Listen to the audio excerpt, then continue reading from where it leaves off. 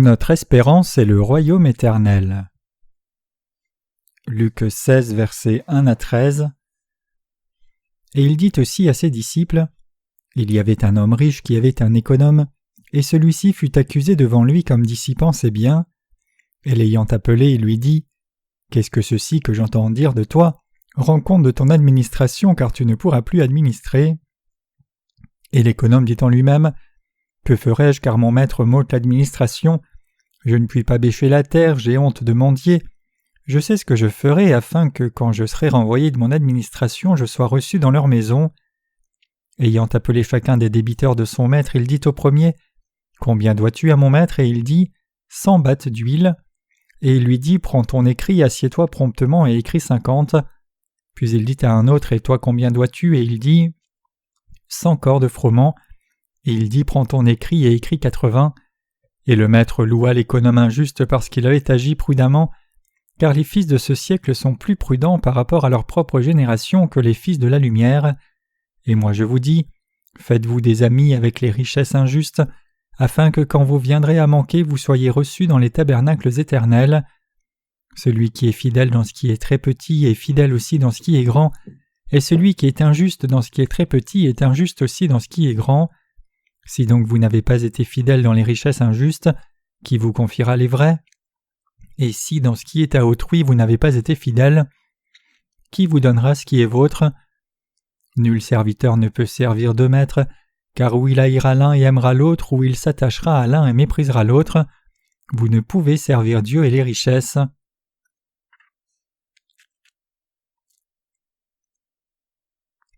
Quel genre de royaume Dieu nous a-t-il donné ? Il est dit dans l'Évangile de Matthieu chapitre 6 verset 33, « Mais cherchez premièrement le royaume de Dieu et sa justice, et toutes ces choses vous seront données par-dessus. » Notre vie spirituelle, c'est rechercher l'autorité et la justice du royaume de Dieu. Le Seigneur nous a dit de rechercher premièrement son royaume et sa justice. Où est le royaume de Dieu ? Le royaume de Dieu, c'est l'endroit où ceux qui ont reçu la rémission des péchés sont assemblés. Le royaume de Dieu, c'est l'endroit où les justes s'assemblent pour adorer dans la présence de Dieu. Nous devons étendre le royaume de Dieu à travers l'Église de Dieu et mener la vie qui recherche sa justice. Qu'est-ce que la justice de Dieu ? C'est la droiture de Dieu. C'est l'amour de Dieu qui nous a sauvés des péchés du monde par l'évangile de l'eau et de l'esprit.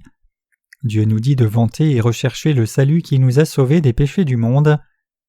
Nous vivons notre foi dans la justice de Dieu afin de pratiquer deux sortes de justice. L'une d'elles, c'est la vie qui recherche l'expansion du royaume de Dieu, et l'autre, c'est la vie qui recherche la justice de Dieu.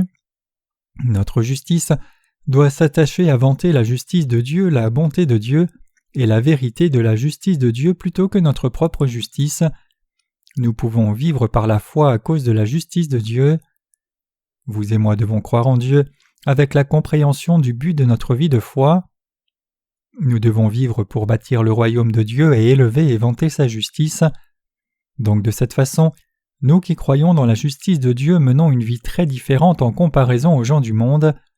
Nous mettons nos efforts pour étendre le royaume de Dieu au lieu de vivre pour le monde. Nous les justes essayons de bâtir le royaume de Dieu au lieu du royaume de ce monde.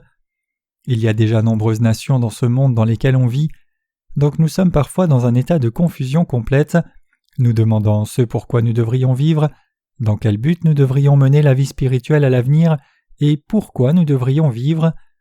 Nous pensons que la façon dont nous vivons dans ce monde n'est pas naturelle et un peu étrange aussi. La parole de l'évangile de Luc que nous avons lu aujourd'hui est pareille aussi. Cette parole parle d'un certain économe.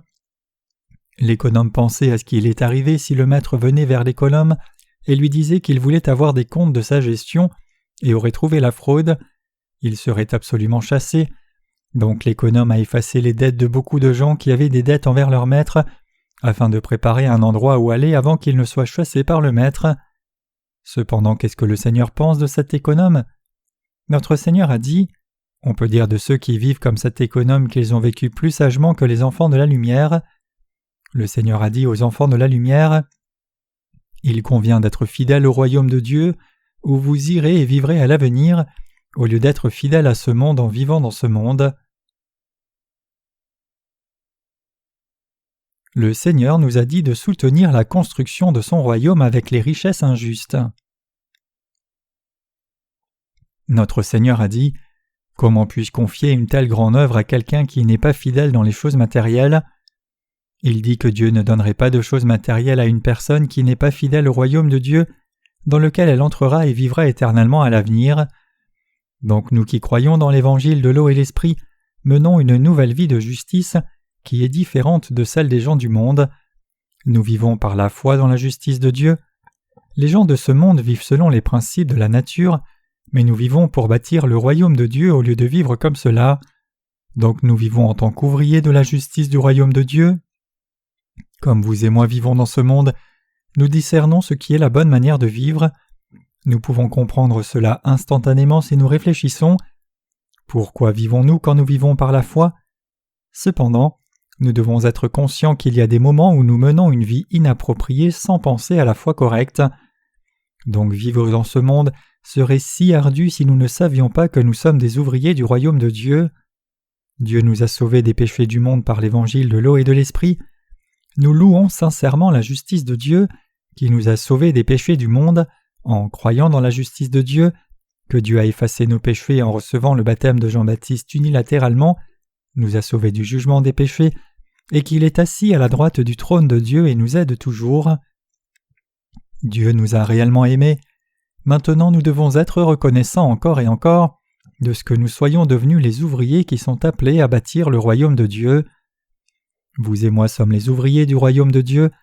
Nous avons été enrôlés pour faire l'œuvre de construction du royaume de Dieu, et vous et moi vivons toutes nos vies pour la justice du royaume de Dieu, parce que nous sommes ouvriers du royaume.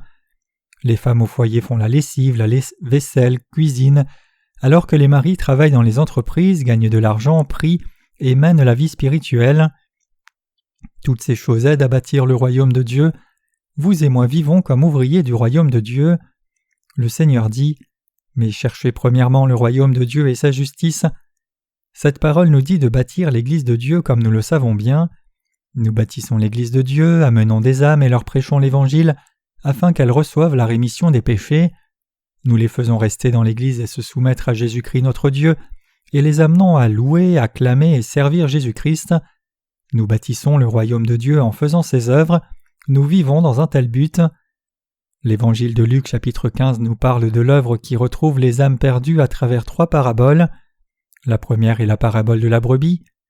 Quel est l'homme qui, ayant 100 brebis, s'il en perd une, ne laisse les 99 au désert pour aller chercher celle qui est perdue jusqu'à ce qu'il la trouve? Et quand il l'a trouvée, il la met sur ses épaules et se réjouit. La deuxième est la parabole de la pièce perdue. Quelle femme ayant 10 drachmes, si elle perd une drachme, n'allume pas une lampe, nettoie la maison et cherche attentivement jusqu'à ce qu'elle la trouve, et quand elle l'a trouvée, ne le célèbre-t-elle pas avec ses voisins? La troisième est la parabole du fils perdu. Un deuxième fils est parti dans le monde après avoir reçu la richesse de son père, et l'a gaspillée puis est revenu du monde chez lui. Alors son père s'est réjoui et a célébré le fait que son fils qui était mort soit rentré. Toutes ces 3 paraboles concernent le salut des âmes perdues en témoignant de l'Évangile. Ces paraboles nous demandent de témoigner de l'Évangile aux perdus, de les amener dans l'Église de Dieu, de leur faire recevoir la rémission des péchés et louer Jésus-Christ le roi qui les a sauvés dans l'Église. La parabole du deuxième fils rentrant chez lui après avoir vécu une vie de débauche illustre sa recherche de la justice de Dieu dans l'Église. Le deuxième fils représente l'ouvrier de Dieu qui n'a pas sa propre justice et n'a pas sa propre bonté, et puisque tout ce qu'il a été perdu, il a même honte de rentrer chez le Père en tant que fils. Donc il demande à devenir un serviteur. Un tel ouvrier dont la propre justice est complètement brisée vante seulement la justice de Dieu.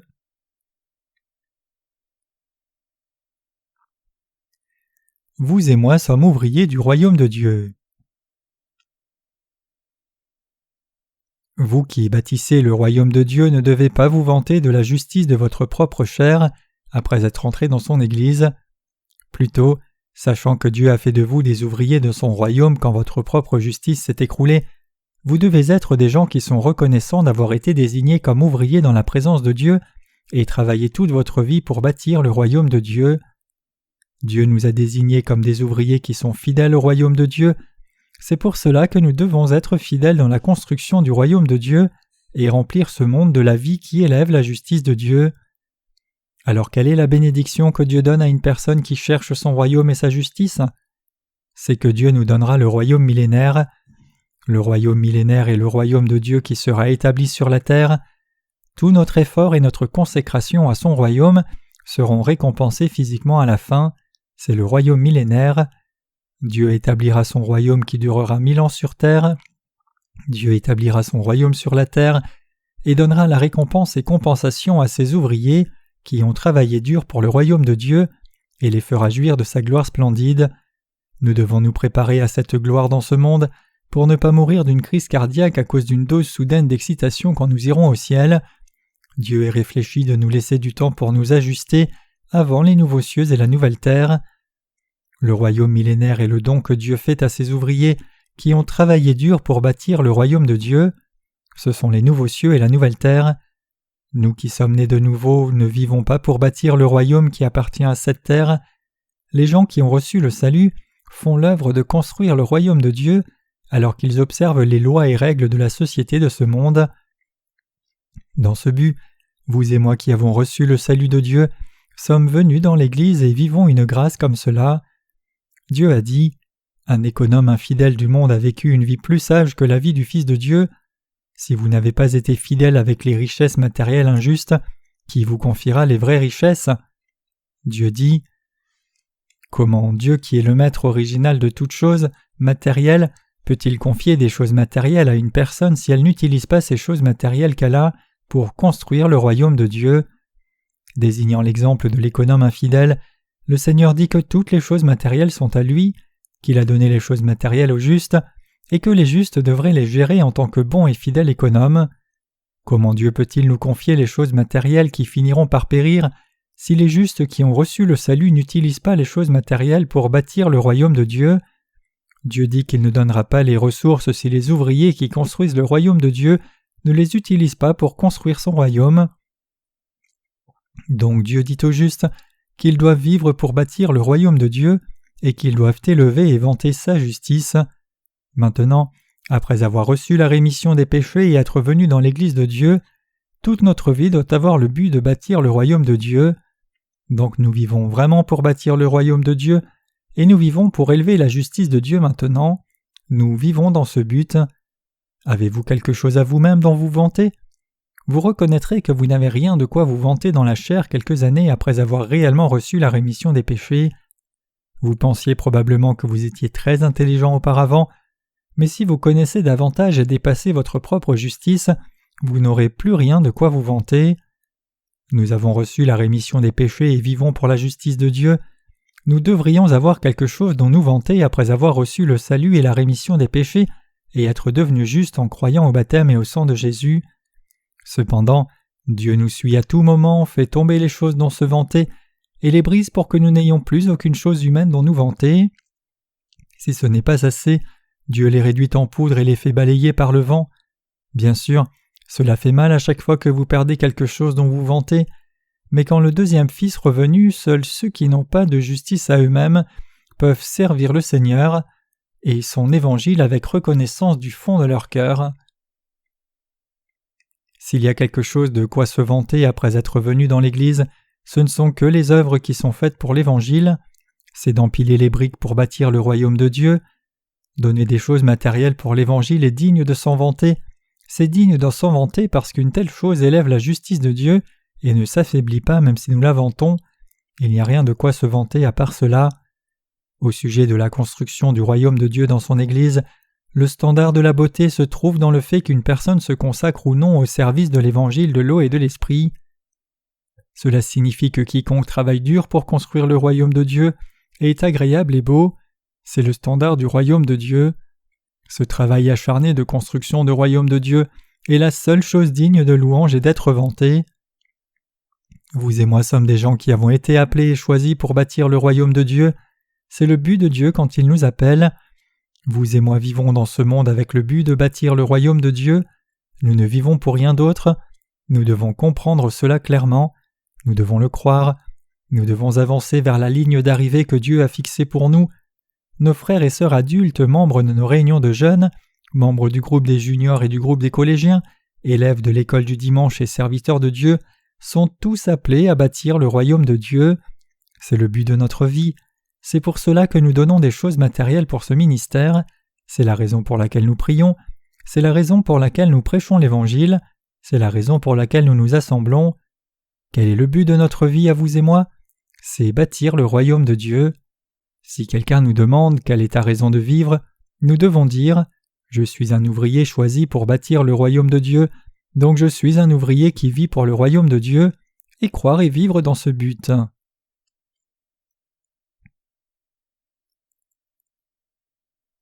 De plus, ce temps est celui de la confusion des valeurs. Un certain économiste a dit « C'est le temps de l'incertitude ». Les relations et politiques internationales sont dans le désarroi et l'économie mondiale est instable. Non seulement les gens du monde, mais même les gens qui sont nés de nouveau sont prompts à tomber dans le chaos. C'est la période où les gens ne savent pas pourquoi vivre et ne suivent pas la parole de Dieu. Même si les gens ont des péchés, ils les cachent juste en vivant dans ce monde. Une certaine sœur a témoigné qu'elle avait pris des vacances dans sa vie spirituelle parce qu'elle était déçue de sa vie de foi et avait mis ses péchés loin dans un lieu de stockage parce qu'elle ne savait pas quoi en faire. Alors elle a dit que son visage a tremblé et elle a été dépassée quand une personne qui a reçu le salut est venue vers elle un jour et a révélé ses péchés qui étaient cachés au fond d'elle. Plus tard, elle a dit qu'elle a reconnu qu'elle avait des péchés et a reçu l'évangile de l'eau et l'esprit et ainsi la rémission des péchés. Comme ceci, quiconque veut être sauvé devrait reconnaître ses péchés devant la parole de Dieu, mais les gens de cette époque ne veulent pas que leurs péchés soient révélés même devant Dieu. Nous sommes des gens qui avons été appelés comme ouvriers de Dieu à bâtir le royaume de Dieu dans cette époque. Nous avons le devoir des ouvriers qui trouvent la brebis perdue de Dieu, lui font recevoir le salut en prêchant l'Évangile, bâtissent le royaume de Dieu et rassemblent les gens du royaume de Dieu. En d'autres termes, l'œuvre que nous devons faire en ces temps de la fin est de chercher les gens perdus, leur témoigner de l'Évangile et les ramener à Dieu. Il est dit qu'il y avait 100 brebis et qu'une était perdue.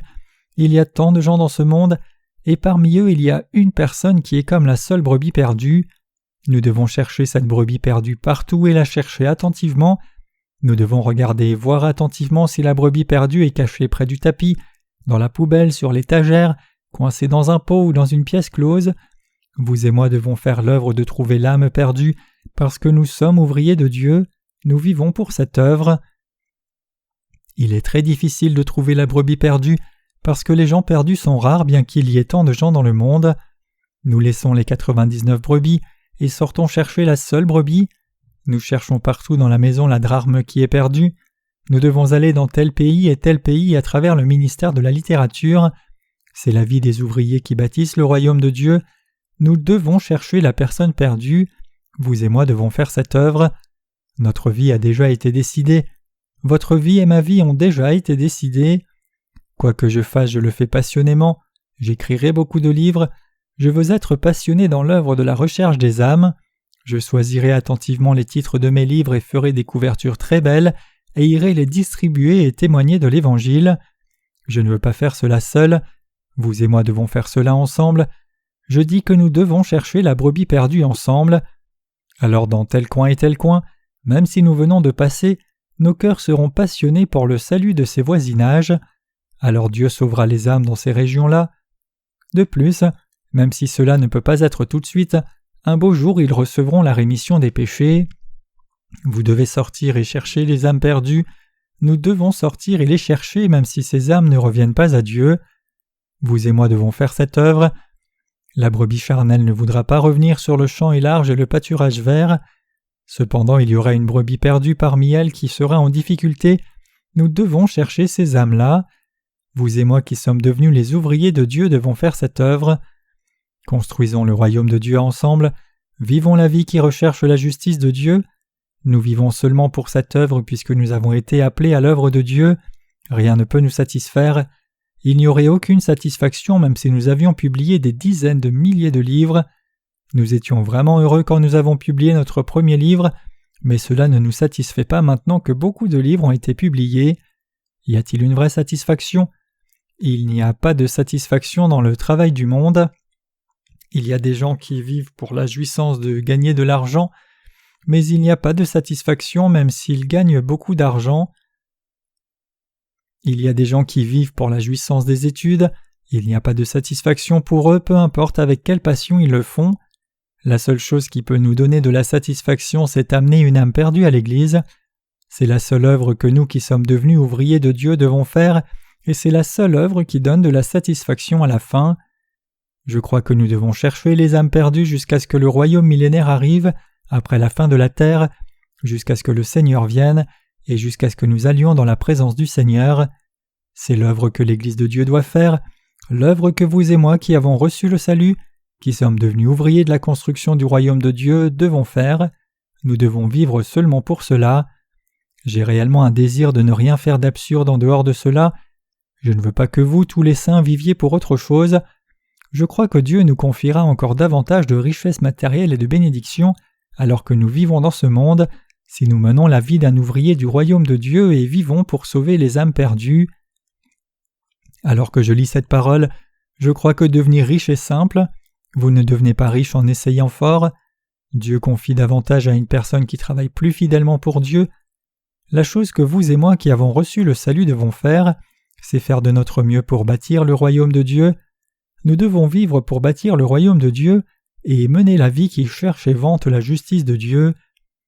Je répète encore que notre vie c'est chercher la justice de Dieu et vivre pour le royaume de Dieu. Je crois que vous aussi ferez cela. Vous avez des manques, mais c'est la providence de Dieu de vous faire mener la vie qui cherche la justice de Dieu. Dieu a fait que vous et moi recevions le salut et nous a fait demeurer dans l'Église. C'est pour nous faire vivre comme ouvriers pour bâtir le royaume de Dieu. Beaucoup de gens ne viennent pas à l'Église après avoir reçu le salut. Ces gens ne deviendront jamais riches, ils seront détruits. Je sais cela même si je ne vois pas cela. La fin de ceux qui cherchent la voie du mal est évidente. L'œuvre que vous et moi qui avons reçu la rémission des péchés devons faire est l'œuvre de construction du royaume de Dieu et de recherche de la justice de Dieu. C'est le but et l'objectif que nous devons poursuivre dans toutes nos vies, il n'y a rien d'autre. Je prêche souvent des sermons en 2 points. Le sermon d'aujourd'hui en fait partie. Le deuxième point de ce sermon, c'est ceci. Le secret pour devenir riche est d'unir nos cœurs à l'Église et servir pour bâtir le royaume de Dieu. Alors vous deviendrez riche même si vous ne le voulez pas. Cela ne répond pas à la logique de ce monde, mais cela répond au principe de Dieu. La logique du monde, c'est que vous devenez riche quand vous servez encore davantage. J'ai connu cela clairement après avoir rencontré et servi le Seigneur. Dieu m'a fait prêcher l'Évangile au lieu de me faire gagner de l'argent, et je m'en suis mieux sorti quand j'ai choisi de faire l'œuvre de Dieu. L'amour, c'est servir, c'est donner. Devenir riche quand vous partagez, et devenir pauvre quand vous retenez, c'est le principe de Dieu. C'est réellement étrange. Vous perdez tellement plus quand vous n'investissez pas dans l'œuvre de Dieu, et vous obtenez encore davantage quand vous y investissez. C'est le principe du royaume de Dieu. Je ne veux pas exploiter votre richesse matérielle, plutôt, je veux bien vivre avec vous alors que nous bâtissons le royaume de Dieu dans ce monde. Dieu nous a appelés vous et moi comme ouvriers pour bâtir le royaume de Dieu. Le Seigneur a dit « Mais cherchez premièrement le royaume de Dieu et sa justice ». Dieu nous a fait vivre pour ces 2 choses.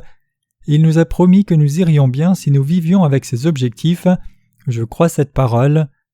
Je rends sincèrement grâce à Dieu de nous avoir fait vivre pour le royaume de Dieu comme cela, même si nous n'avons rien de quoi nous vanter, et de nous avoir fait chercher la justice de Dieu. Nous n'avons rien de quoi nous vanter charnellement. Cependant, nous avons un témoignage dans nos vies et nous avons quelque chose dont nous vanter si nous avons cherché la justice du royaume de Dieu. Donc nous devons mener la vie qui bâtit le royaume de Dieu et cherche la justice de Dieu invariablement.